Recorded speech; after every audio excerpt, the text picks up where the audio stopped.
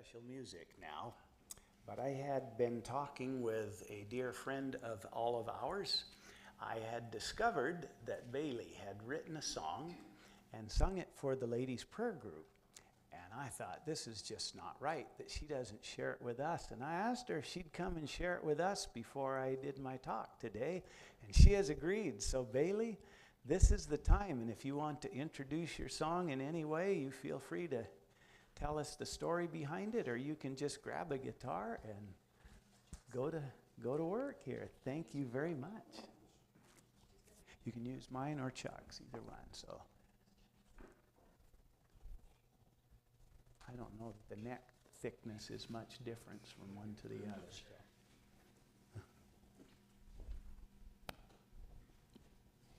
I wasn't actually sure if I was going to sing it, but I brought it to share with Tim, and I guess I will. I have not, I haven't really practiced it that much this week. You mean you came just to show me the song, Yep. not to sing? But I had asked you to Vivian told me, sing, so so- I presumed when you were here you were planning to. Well, But I sorry will. about putting you on the spot, Bailey. No, it's fine. That's the only way I'm going to actually get better at that, I guess. So, anyways, this song is only 2 weeks old. I wrote it 2 weeks ago, and Linda Hunt had us challenge us to write a Psalms, and I spent 2 weeks trying to write a Psalms, and nothing came to me. And I prayed about it, and nothing came to me. And then I was at church, and I told her, maybe I should try singing or writing a song or something. Maybe it will come. And that Sunday, I wrote it.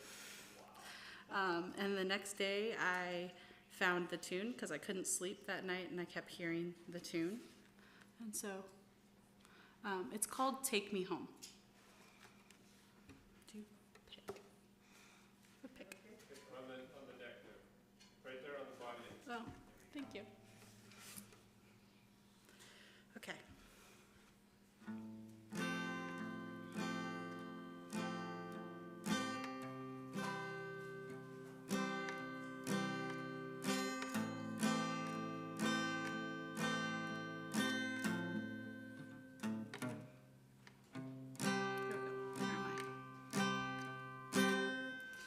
Feel ashamed as I call your name, knowing I've got nothing to say. Feel like wasting your time, and that seems like such a crime. Even though I know you are the way. Ooh, sorry, my guitar broke. Okay. Listen to the lies that Satan supplies. Get stuck in terror and fear, but I know you're the bearer, and I just need to draw you near.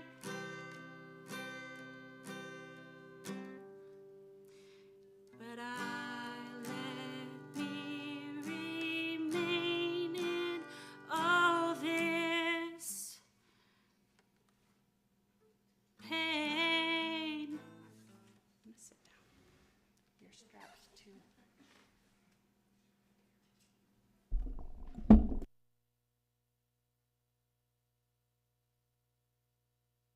I can't be changed. I plead my thoughts to be rearranged. Give me, Lord, the strength to forgive and the faith to be fearless. Oh, how I need you to be with me, Lord.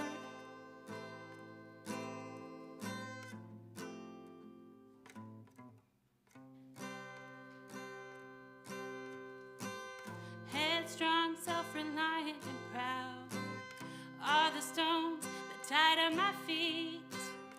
The greatest weapon the enemy has, endowed by my own self-defeat. Sometimes I just wonder, why, God, why?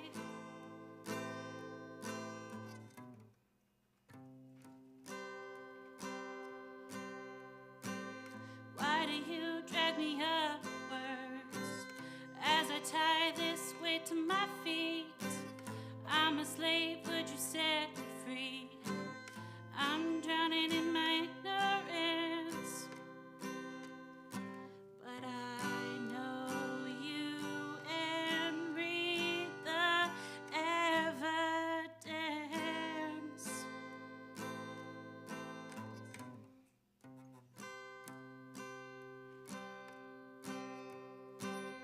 Won't listen to the lies that Satan supplies. Lord, I know you won't leave me to roam. I will cling to your voice, 'cause I know it's calling me home. So where does that leave me but at your feet?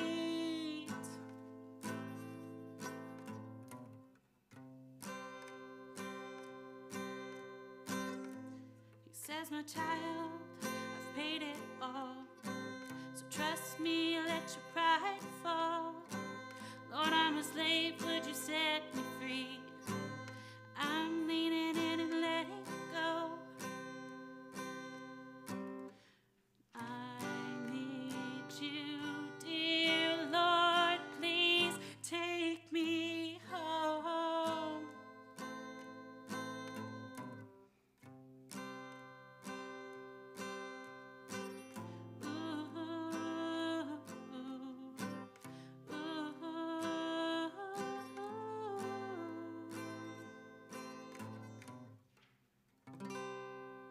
That was a little rough. And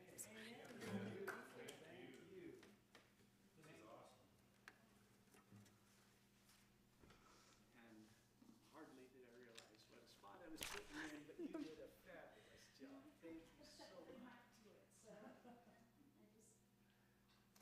You did it. Thank you Thank you for sharing that with us, Bailey.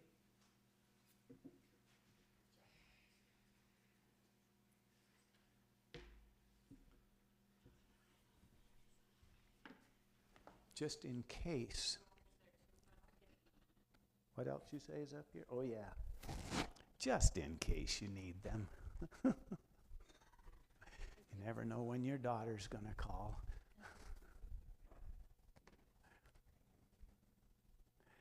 All right. Well, the verse that was read from the end of Matthew talked about Jesus calling us to go out into all the world and to spread the gospel.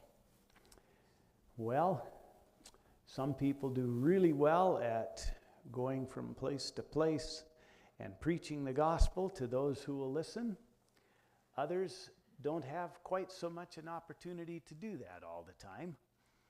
And once in a while we get an opportunity, like I did, to go do some practical thing to help with the spreading of the gospel in the process of helping to put a little church together. And of course, as I was explaining to the children in my story, my part of the project was the tiling of the church floor. And you've got not only the tile, but you've got the mortar, which, as most of you know, is referred to in most construction circles as mud. And so I decided that today I would title my talk, Missionary of Mud. So here we go. Let's see if this thing works. Sure enough, it's pretty good. It's just the same on both screens. That's a good thing to see. And that way I only need to look back. So this is the group that I went to Mexico with. Most of us are from, in fact, all of us are from either Walla Walla or Moses Lake. Probably a few more of them from Moses Lake. The reason being that the couple that organizes this trip. That's their church, is in Moses Lake. Many years ago, he was pastor at the Kennewick Church when I was a member there, and probably 37 or 8 years ago, I went with him and his wife on a trip to Mexico for my first time. And now I've done it 6 different times, so they're always planning trips to Mexico. They're not with Maranatha or anybody else. They just kind of plan their own little thing. They go down there every year and look around, talk with the conference president. Where do you have little churches that need some work done on them? We can bring a group down and help do stuff. So some of the churches, we start from the very beginning and stack blocks on top of a foundation that we've poured. Others, we show up that other people may have started, but they just never been able to get the building finished, and we'll show up and help finish the building. Some of them we started a few years earlier and they never got finished, so we come back and help finish it. So we may have done all parts of it depending on what.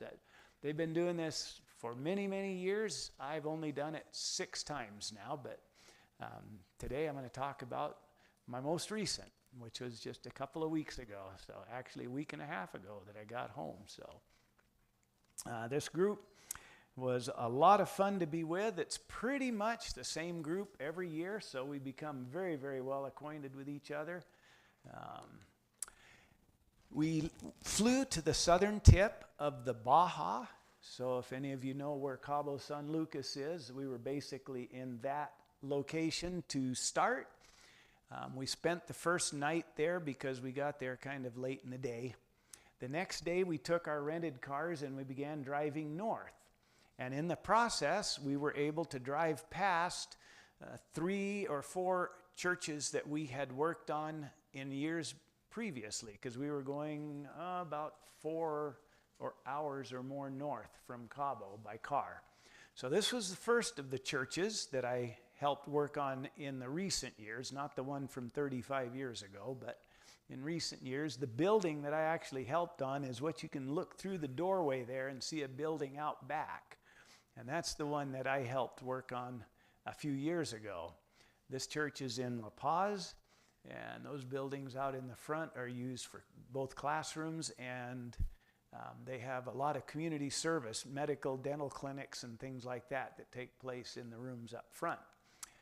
This is the church that we worked on 3 years ago, and you can see it's still in the concrete stage. They haven't got it painted or anything, and inside is just as rough as it was when we left there. So one of these days, I suspect we'll be back to do some more work on that. This is last year's project, and it was one that had been started well ahead of time, and we came back and did the finishing touches. So we added the room that's high up on top in the back. They wanted a little caretaker's apartment built, so they had somebody keep an eye on the place.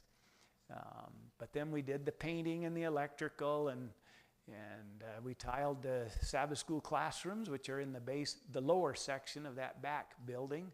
The bathrooms are back there. We put tile in all of those, got toilets and sinks set and all that good stuff. We did not get the inside of the church finished, but we left them money to hire people to come and lay tile. So the center of the inside of the church did get finished ultimately, and that's what they have to worship in. You can see it's a fairly small little building, but there's a group of people who are very, very happy to have a nice little facility. This one we started in 1744. Actually, I thought it interesting that nearly 300 years ago, the Catholics were doing the same thing we're doing now. They were coming into the Baja and building churches. Somehow theirs look a little more noticeable than ours are, but it was pretty cool to look at some of these old buildings that are still standing there. There were these kinds of churches scattered here and there across the Baja. We showed up at our hotel, and my goodness, I thought we were going on a mission trip, but this is what we had. I discovered the reason for that was that this town we went to is right on the main highway from Tijuana to Cabo, and coming through this city of 40-some thousand people, there was not a single motel. And so somebody had the vision to build a luxury motel along this highway so that people would have some place to stop. And since we needed motel for a couple of weeks, this was all that was available. So here we are. You see there's a door there on the left-hand side of the picture. I thought, well, I'll go out the door and look at the patio out back. And that's what we had out back. So it was pretty tough accommodations, to say the least. But it's not bad being a missionary at times. The city looked nothing like this. It was just mostly dirt streets, and if it wasn't dirt, there was a lot of dirty streets.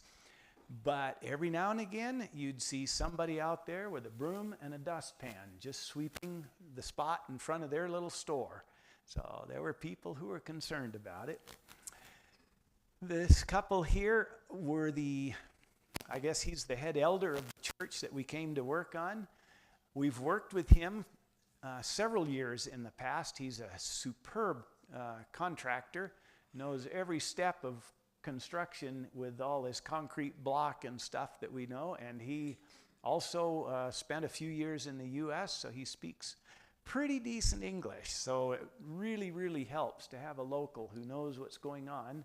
This happened to be his church. It's the first time we've worked on his church, and so it was fun to be with him and his wife. She was extra special in that every morning that we were there, with the exception of the 2 Sabbath mornings, she prepared breakfast for us. And every morning we had beans and rice, and it could be rolled tacos, or it could be tamales, or it could be chilaquiles, or whatever. She just had the most delicious foods for us every morning for breakfast. There was a really sad story, though, that took place while we were there. You see a metal framework that's kind of in the background. They were building a cover over the patio so that they could have shade there, and they were hoping to get it done by the time we arrived. Didn't quite make it. They had one more day's worth of work to do on it. So after our first breakfast, and we left for the church, a couple of church members were helping the owner up there trying to finish up that little shade awning, and one of the church members fell off the scaffolding, landed wrists first, but hit his head on the concrete, and about 6 or 7 hours later died. It was just a terrible start to our trip. Just put a damper on things. But the host family, they pulled themselves together. I don't understand how, and they continued to have us come and fix food for us every morning. He continued to work with us every day. He took 2 weeks off just so he could work with us throughout this time. And it was quite a thing. So this is just some of the stuff in his backyard. You know, we were in a tropical area. It was just kind of cool to see. So here he is with our fearless leader, the two of them together. They've been close friends for a long time. Sandy is very fluent in Spanish, and her husband spent many years in Colombia as missionaries long ago, like 45 years ago and beyond. In fact, their 47-year-old son was born down there. So yeah, they were there a long time ago, and they both speak very fluent Spanish. This is just some of the food we had every morning. Lots of papaya every morning. We had a ton of papaya, beans and rice and whatnot. So we certainly didn't want for something good to eat. This is almost like a breakfast haystack in a sense. It's got corn chips under there, but then all kinds of stuff piled on top of it. You can't go wrong. Here he is cutting open a fresh coconut for us because they just happen to have those all over the place as well. We finally got to the church, and this is what the building looked like on the outside. You can see that it has been stuccoed, but not finished on the stucco. Inside looked like this. It was just kind of a dark cave, but the walls were up, stucco on, the floors were smooth and ready for tile. He had framed in the ceiling and put plywood up there. He wanted a solid ceiling, and I guess he got one. But, you know, we have now to come in and get going on it. So first thing that happens, of course, is the painters got to work. And they're trying to get these walls painted because they know I'm trying to get tile on the floor and they want to beat me. So we figured out if you really were to look close down there to the front of the picture, you might see a couple of tiles between those two kids laying right up against the platform. I was just getting started with my first row of tile, and I said, I'm going to strike out an area here. I'm going to leave 5 feet exposed on each side so you can work on the walls. But the middle section, as I start working my way back, you got to clear out. You just can't work there anymore. And you know, that method worked pretty well. These guys are getting the trim primed and painted up there. We had a number of kids. This is the girl that was helping me with tile at times. This young guy here, he was such a delight to have on the trip. The older guy down on his knees, I can't believe it. He worked on his knees on that concrete for hours and hours a day. He can hardly stand up straight as it is, and he was standing up crookeder at the end of each day, I'll tell you, but he was just a worker. We would occasionally have a little worship in there in the morning before we got on to the other parts. You can see that they've got a little bit of primer on the walls up front. Here's some guys working on the outside of the church, getting the stucco cleaned up around the bottom so they can prime and paint. And after 2 days, the outside of the church was all white. It was just an amazing change to look at. You can see those first couple of rows of tile that I put down. We're going to start progressing back. Here you see those two kids at work. The young boy, Isaac, on the side there with a spray bottle in his hand. And in the back you can see Isabella with a trowel in her hand, and she's spreading mud on the tiles. I'm putting mud on the floor. I told you about Emiliano. His job was to throw some of that mud out there on the floor ahead of me so I could spread it around as we were getting the tile put down. Our plan was to build, those who weren't working inside the building were supposed to build a kitchen onto the side of where the Sabbath school rooms were. But the property that was supposed to have been purchased by the time we got there, they had not yet gotten the papers signed on it, and they were afraid to start building until they had that property completely and surely in hand. So it's like, what do we do with the extra people that were supposed to build this kitchen? Well, the first couple of days, they went over to the host's house and just did some projects in his yard. And here they're building a little platform where he wanted to have a little outdoor, I say outdoor, I hope you understand, it'll still be closed in, but a bathroom, a toilet outside where they can just from the patio go and use the toilet without having to go in the house. So they're building a little platform there. And here you can see the finished platform, and up on the top you just have a little tiny 4-foot square building with a single toilet inside of it, just a place you can slip into when you're out there in the patio. Some of the others got busy with trimming on all of it. They had some of the most unique landscape around there, but they're just hard at work at his place. Here you can see we're getting more tile laid. Church is starting to look, the walls are all painted white now. That's taken place. Then they found a project a couple hours away where those who weren't able to start building on that church, they found a little church that needed some bad help with it. And they said, let's go up and spend a couple of days up there and see if we can spruce that place up. So they're driving up there, and they found this sign along the way. I didn't get to go because I'm back laying tile on the floor. They found this sign that says, this is the end of the longest straight stretch of highway in the Americas, 168 kilometers, i.e. 100 miles. Not a turn. Up and down a little bit, but not a turn for 100 miles. That's a long straight stretch. So you can tell it's kind of barren country.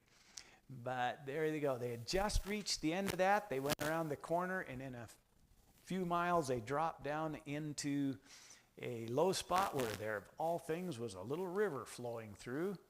And let's see if I can get the video going here. Yeah, so just they drove along a little bit here. Now you can see that they're simple houses. Nobody has yards of any sort. But there's a lot of brush and saguaro-looking cactus. They're not really saguaro. Their real name is cordon, and they actually grow differently than saguaro does. If you were to understand how or look really close, you can say, yeah, I can sort of see a difference between them, but it's kind of like, what's the difference between a mouse and a rat?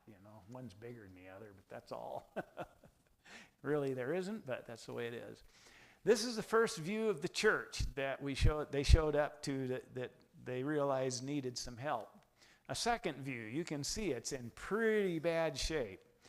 These people had taken some poles and stood them up, bought some OSB and sheeted the outside. There's no framework. Those sheets of OSB are attached on each end, and the rest of the sheet just kind of flopping around there. There's nothing holding anything together there.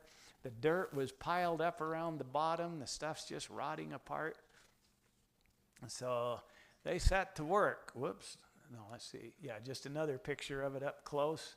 So yeah, pretty bad situation. Inside, it didn't look really bad like that, but if you were to look down low around the edges, you could see a lot of it was rotting away at the bottom, even from the inside. So they got to work. They, of course, didn't get there till afternoon, but they cut all the rotting OSB off the bottom, and they were able to, by dark, even though it doesn't look hardly like they could right now, they were able to get that all completely closed back in before dark.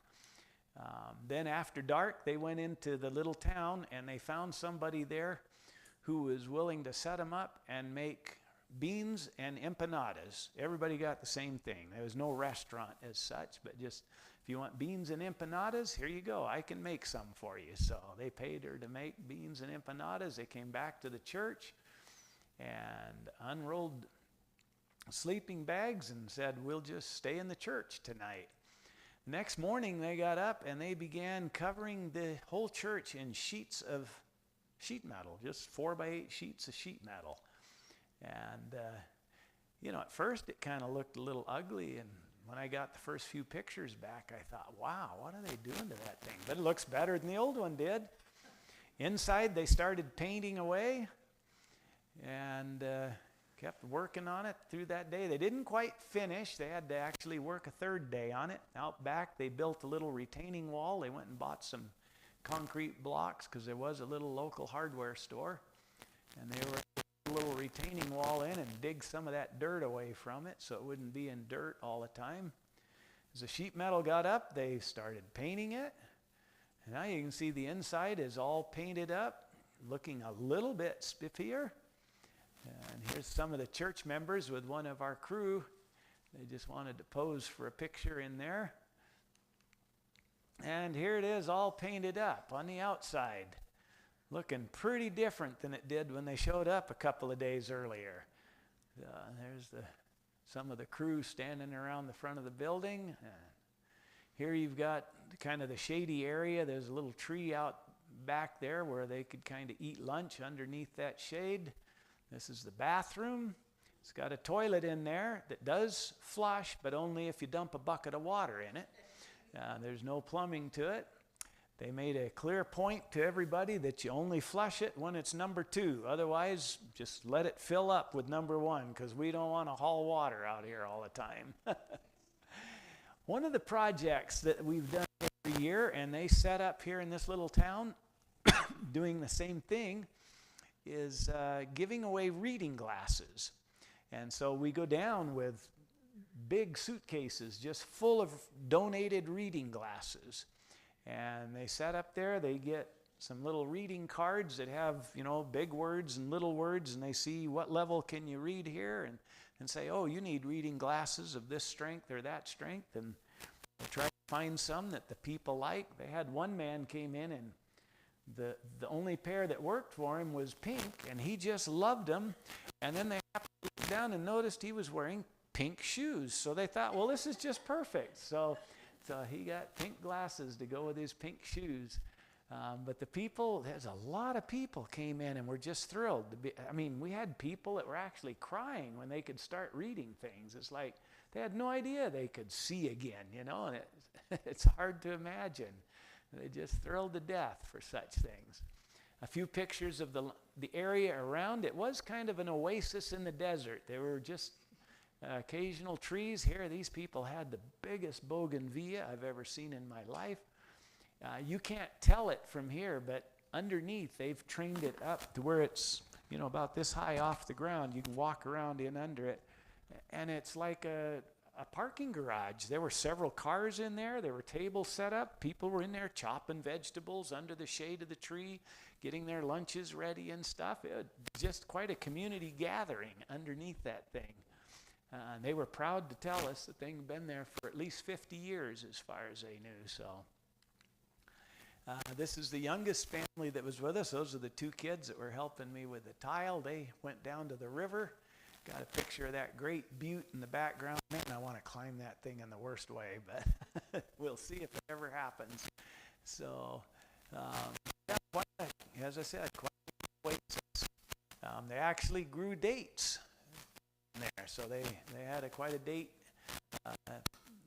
setup going. So here's a collage that someone in our group put together, and I thought I'd include it, but there you go, from start to finish. What a huge change. So that's what they did for a few days while I was back laying tile. And, of course, we found out on the way back that they stopped at the ice cream shop, but yes. I noticed the water bottle was hanging from the corner. That was strictly, yeah, I guess you could see them there, couldn't you? I don't know what I just did, but it's not changing. Oh, here. No? Yeah, there it goes. Those water bottles were just hanging there to catch people's attention, because those eaves are only about this high. And so those were like, don't run into these things. Yeah. So that was just put up there during construction time. I don't think they stay there all the time. But for us, for our crew, they wanted those water bottles hanging there. So anyway, yeah, there's ice cream stores everywhere. That is one thing they have a lot of, and they have some weird ice creams. And I can't remember any of the really weird ones, but avocado was one of them.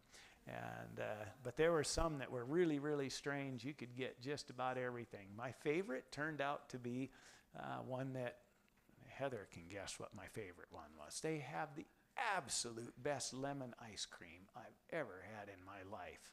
It is just unbelievable. Strongest. I mean, it's sweet, but it is really sour at the same time. You just can't do any better.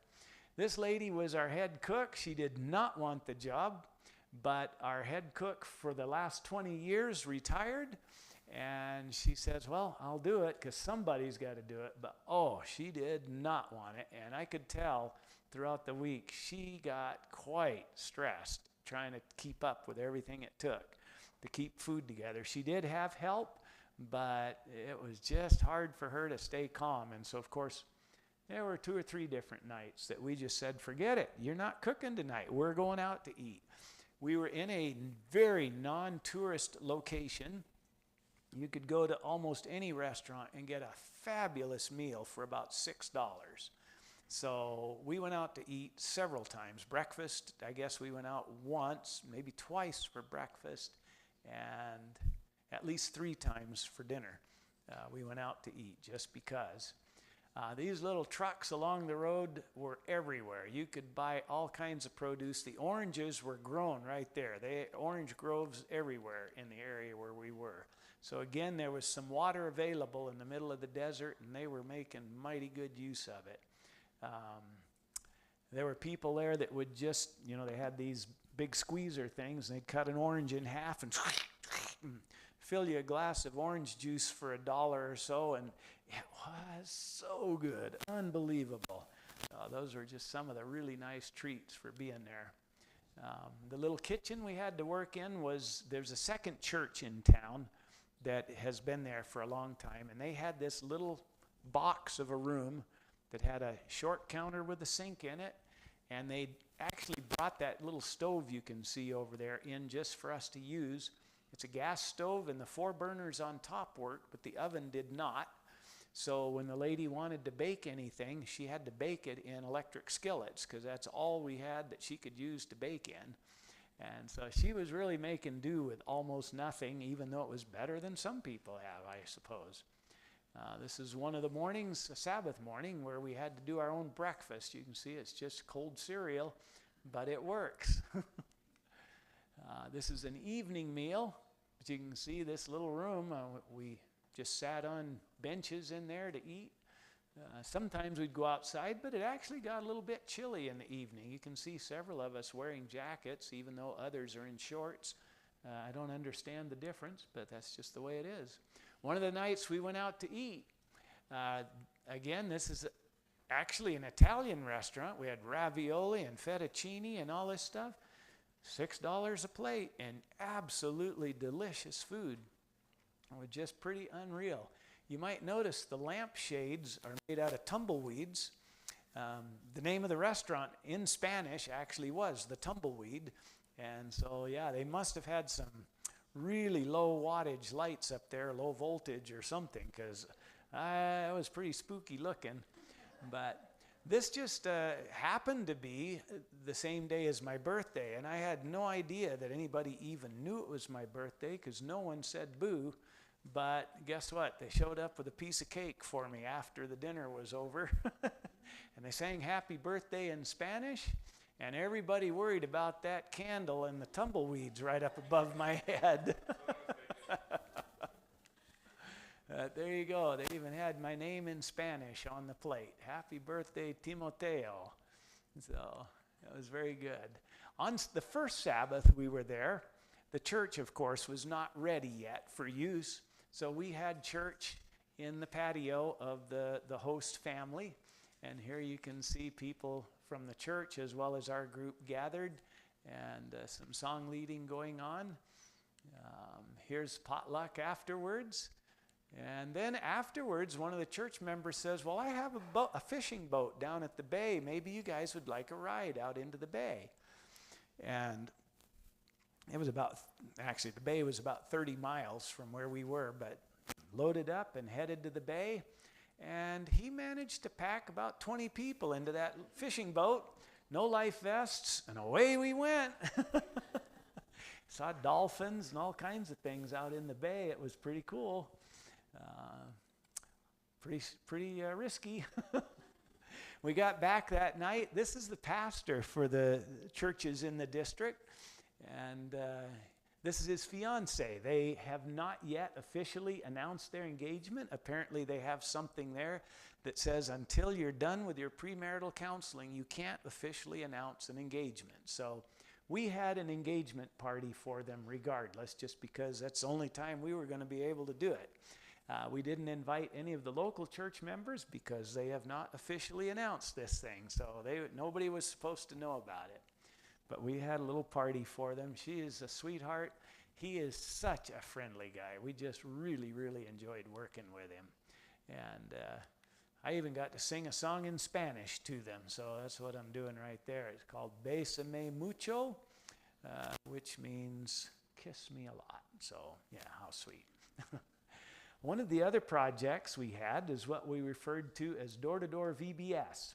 And there was a group of about 4 ladies that would put stuff together, and they'd head out, and they're carrying bags full of things with them, and they'd show up they'd look for houses that had kids, and they'd invite the kids out into the yard, and you'll see in the next picture, but they give all the kids little shaker things, maracas or tambourines or whatever, and then they sing 3 or 4 songs in Spanish. They've got a board they hold up, a whiteboard thing that's got all the words on it so that everybody can sing the Spanish words to Jesus Loves Me or Jesus Loves the Little Children or whatever ones they happen to have. And then they would tell a short story. They would then give little things to each of the kids that were like little crafts. This would have been your job, Sherry. They were little crafts that could be left with the kids to work on that day. And then when they came back the next day, they could show their little crafts and what they had done with them. They'd spend about 10 or 12 minutes at a house, and then they'd go to the next house and do the same thing all over again. I tell you, after 3 or 4 days, or even less, after 2 days, these kids would come running out. Everybody was getting hugs. You know, they were so happy to see the little VBS crowd show up again. And of course, I didn't think it was quite fair that they all got to do that and I had to lay tile. So one day I snuck away and went with them. But this was the day I was with them. But you can see these kids out here, they're singing Jesus Loves Me or something of that nature right now, shaking their shakers and just having a really good time with it. This lady, she didn't have any kids, but she was like, when they stopped, she was like, I mean, she started right in on them. She says, my problem with you Christians is nobody goes to church on the right day. The Bible says you're supposed to go on the 7th day, but nobody does. Well, she was in for a surprise. She was so delighted to find a crowd of people that went to church on the 7th day and to discover that there was a church just 3 or 4 blocks away from her that she hadn't figured out before was worshiping on the Sabbath.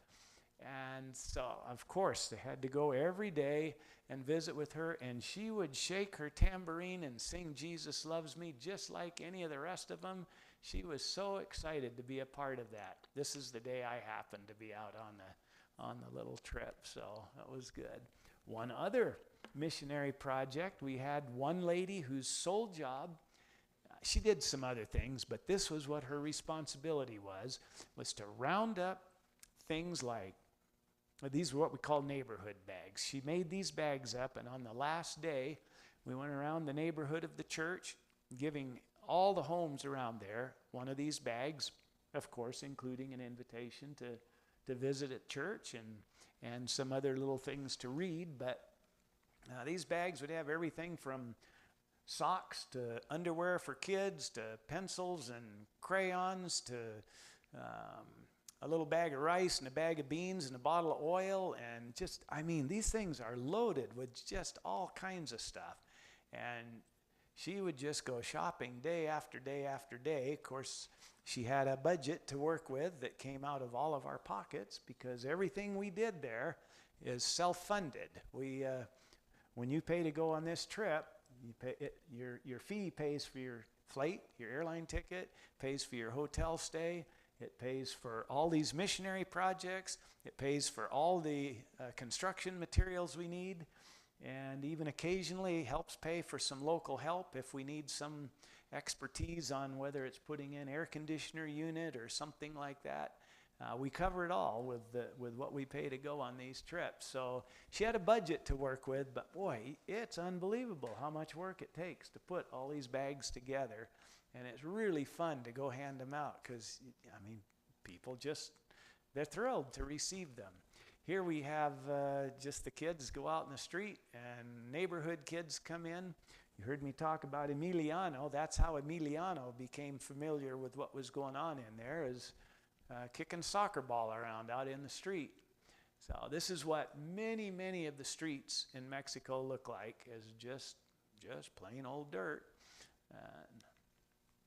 So here we continue the second week. We're on the tile, and people have got the ceiling painted now. The center section is now open. Everybody can work on the center section, and we're keeping them off the outside edges while we're going down there. So we actually pulled it off pretty good where we were able to work together.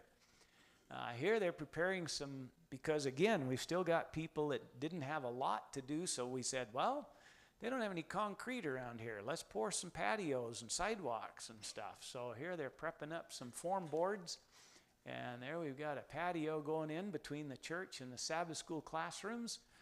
They've always just walked from one to the other through the dirt because there was nothing else there. The open door on the left side there goes into the couple of bathrooms, and the 2 white doors go into 2 different classrooms for the children. So this patio turns out to be such a nice thing. There you see the tile finished. The walls and ceiling all painted. Fans put in. Lights are working. You can see window frames, but there's no glass in those windows yet. I'll tell you a little more about those in a minute. Here's the outside is all painted, but at this point, still no sidewalks around this edge. So the last day on Friday, they form up and decide they're going to pour sidewalks on Friday. And they're off and running. And here you can see, this is actually Sabbath morning, I think. It might still be late Friday afternoon. You can see the sidewalks are poured all the way around the building. There's sidewalks on, patio out back and sidewalks on all three sides. The water out front, that's a leaking sewer pipe. Every house in Mexico has one. Nobody does anything about it. You smell it everywhere you go. You just try not to walk in it. It usually dries up during the night because no one's flushing their toilets, and in the day the water starts bubbling out again everywhere. So that's just something they live with there. Here you can see us gathered inside on that last Friday, getting a group picture.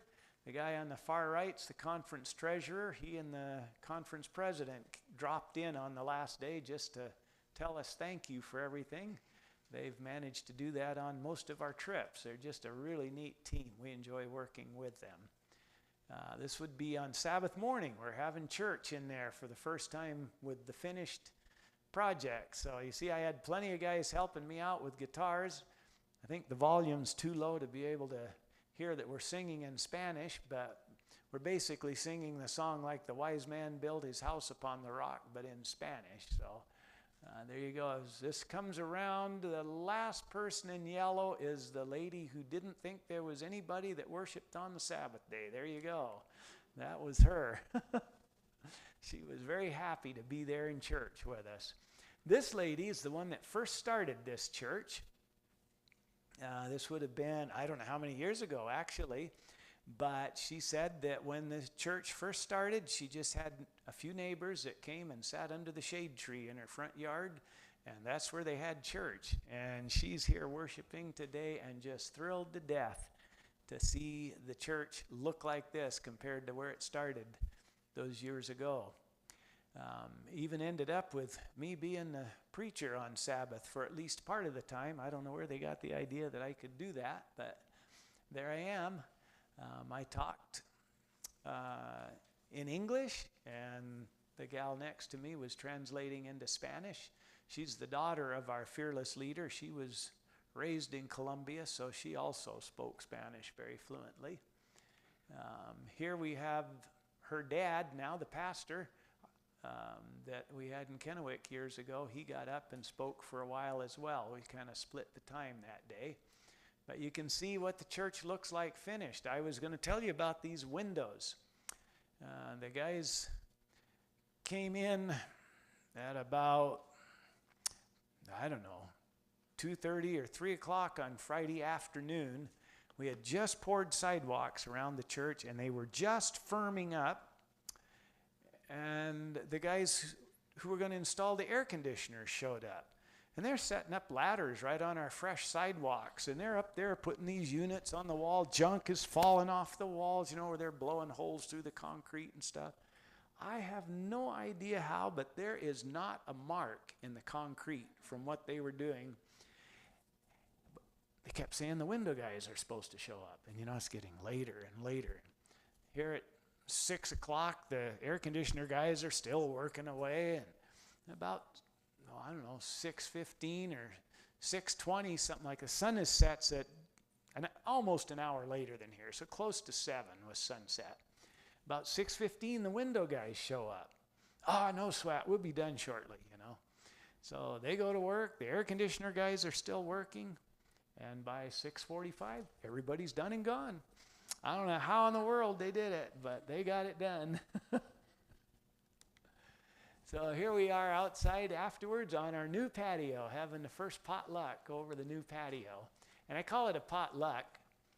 It was a prepared meal. It was chili rellenos. Oh, man, those were good. Gigantic chilies. I mean, those things were that big around, about that long. Just huge things. they gave us plastic forks to eat with, which didn't begin to work. I went back into the little kitchen. Fortunately, I could say enough things in Spanish that I made them understand I'd sure like something else to cut with. Oh, well, we got all these plastic knives. It was a whole set, forks, spoons, knives. Oh, well, let me hand the knives out. So we got some knives out there, but I noticed a number of the locals just grab this gigantic chili and they just take a bite off the end and take another bite off the end. And I thought, well, that's a lot more logical way to eat it. It's just a little hard for me to make myself do it that way. So anyway, this was Sabbath afternoon, standing on the new sidewalks out in front of the church, getting our final group picture. And that pretty much is it for our trip to Mexico mission trip. The next day, I made the 4-hour drive back to the airport, hopped on the plane, and flew home. With the exception of a couple of us who decided to stick around a little longer, and I didn't make that part of my story, but I did stay for an extra 4 days. I went back to the town where we had been the year before, which happens to be right on the beach, the Sea of Cortez, and I rented a little room there and stayed for another 4 days and just kind of did vacationing stuff and enjoyed myself immensely, with the exception of one little thing. The room I happened to rent was about half a block away from the big Spanish or Catholic cathedral that was in town, the old mission, and they felt compelled to have to ring that bell every 15 minutes, 24 hours a day. So I didn't get a lot of sleep while I was there, but I was certainly awake and down by the beach when the sky started to get light. They were the most gorgeous sunrises coming up over the Sea of Cortez that I have ever seen in my life. And so anyway, it was a very, very good trip. I enjoyed it immensely. It's been a real treat to be able to go with this group on several of these outings. And, there were some parts about it that were a little less than being a missionary, but it made a great vacation, and you felt like you were doing something very worthwhile for some people who could really use the help. So, actually, I guess we did some of those same kind of projects right around here once upon a time, didn't we? It's fun to think back to those days, too. I still remember laying the carpet in here with the kids helping me, and even, I guess it was during the time that I was doing the floor covering in here that the old church was being dismantled and hauled away. That was a real highlight to be here that day. I didn't get much flooring laid, but I sure got a lot of pictures of the old church being taken apart and loaded up. So, all right. Well, my friends, we have reached the end of that time. I'm going to do the song that I had planned earlier for you as a closing song. While I was in Mexico, I received the sad news of Ed Vern's stroke and eventual death. And I was just, I can't say I was shocked. I mean, we sort of expect these things might happen eventually. This is maybe not going to work. Let's find out. I think it might miss that microphone. Good. Ed Vern, of course, was not only a pillar in the community, certainly, he's been, living here his whole life, at least awful close to it, right? From 14, wow. So, he was very, very well known. I'm imagining respected by most. Most of us manage to make somebody along the way who doesn't necessarily respect us as much as we wish they would, but I didn't see that normally. Did I do something to cut off my sound? Oh, okay. When you came up here, I thought, I must not be heard anymore. Aha. So, Ed Vern was one of those guys that just, I was really, really aware of his very, very strong support for the youth ministry that I did. He just always had good things to say for it. He was there when I was struggling with my son's alcoholism. He was just like, I know what you're going through. And he was always a strong support. I appreciated him. When we had a period of time where we thought our VBS was going to shut down, he was one of the guys that really went to bat for us. And I appreciated his role in everything that he did. He's just been a very, very dear friend. I want to sing a song that you know well, but it's a bit of a tribute, I guess. In fact, it is just flat out a tribute to Edvern. So let's see. Good thing I put my capo on, because that reminded me to take my pick out of there before I started playing.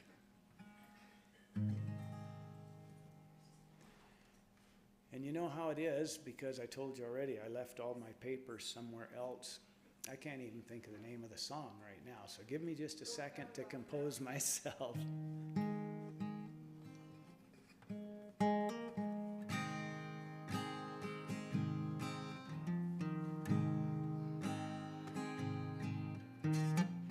I think I started on the wrong string.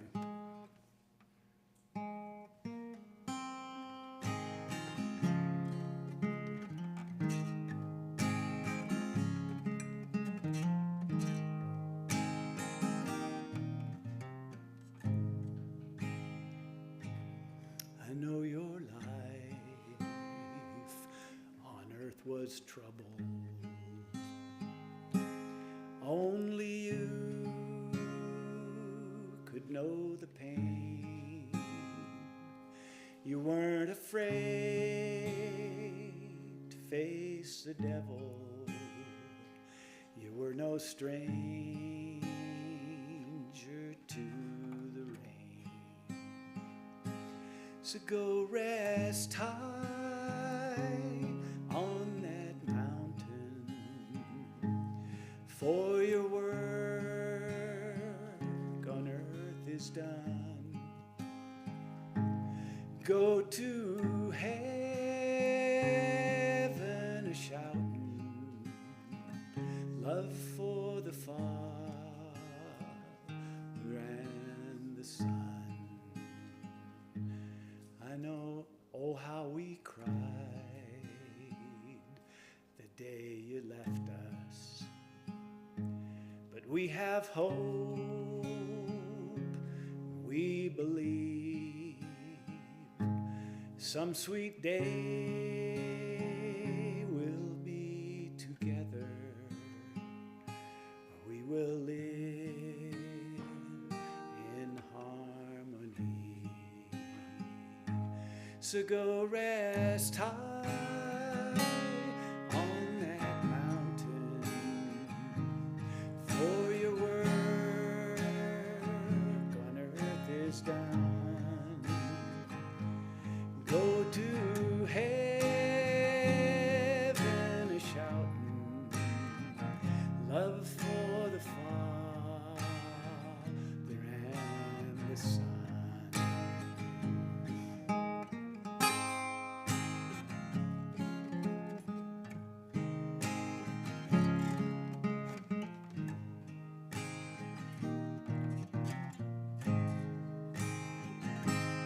Go to heaven a-shouting, love for the Father and the Son.